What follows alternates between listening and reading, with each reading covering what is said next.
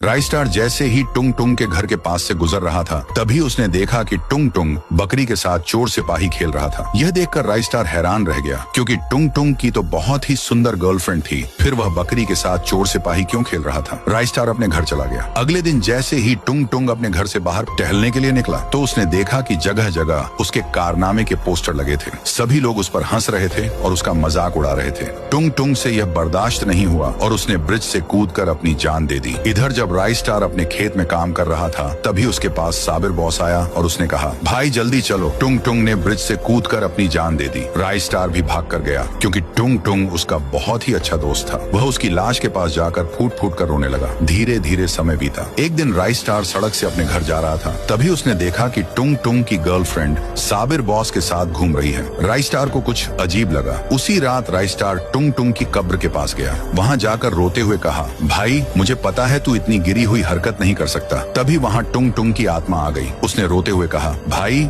Sabir boss बहुत गिरा हुआ इंसान है। वह मेरी गर्लफ्रेंड को बहुत पसंद करता था। उसके पापा प्रेम लोडू बहुत बड़े साइंटिस्ट थे। उसके पापा ने एक ऐसी दवा बना दी थी जिसे सूंघने के बाद आदमी अपने होश में नहीं रहता और न जाने क्या क्या करने लगता है। एक रात जब मैं अपने घर में सो रहा था तब साबिर बॉस मेरे घर में आया और वह दवा डालकर चला गया। सुबह जब मैं उठा तब मुझे खुद भी नहीं पता था कि मैं क्या कर रहा हूँ। उसने मेरी फोटो निकालकर पूरे गाँव में मुझे बदनाम कर दिया और मेरी गर्लफ्रेंड पीहू को भी मेरे खिलाफ भड़का दिया। जिस दिन मैं ब्रिज के ऊपर उदास बैठा था उसी दिन साबिर बॉस पीछे से आया और मुझे धक्का दे दिया जिसके कारण मेरी मौत हो गई। इतना कहकर टुंग टुंग की आत्मा हवा में गायब हो गई। अब राई स्टार को सारी हकीकत का पता चल चुका था। राई स्टार के सिर पर खून सवार हो गया और वह निकल पड़ा सभी से टुंग टुंग की मौत का बदला लेने के लिए। इधर साबिर बॉस का पापा प्रेम लोडू अपने घर में आराम से सो रहा था। राई स्टार उसके पास गया और उसे मौत के घाट उतार दिया। उधर साबिर बॉस भी अपने कमरे में पीहू के साथ रंगरलियां मना रहा था। राई स्टार उसके पास पहुंचा और एक चाकू से उसकी गर्दन काटकर उसे भी मौत के घाट उतार दिया। यह देखकर पीहू रोने लगी और बोली, तुमने इसे क्यों मार दिया? तब राई स्टार ने उसे सारी हकीकत बता दी।